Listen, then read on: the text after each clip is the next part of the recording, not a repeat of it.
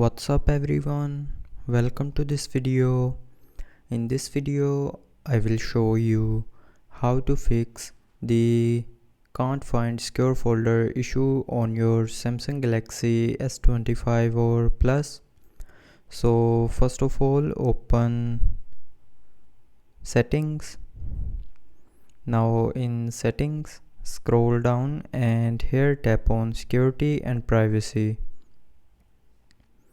Now in security and privacy, scroll down and then tap on more security settings, and then in more security settings tap on secure folder.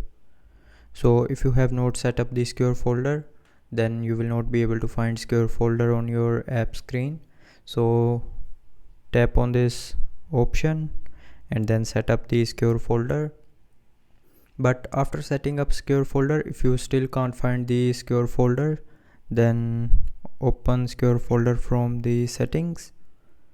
Now here turn on this add secure folder to app screens button.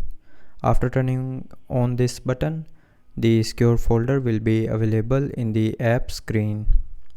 So that's how you can fix the can't find secure folder issue on your Samsung Galaxy S25 or Plus.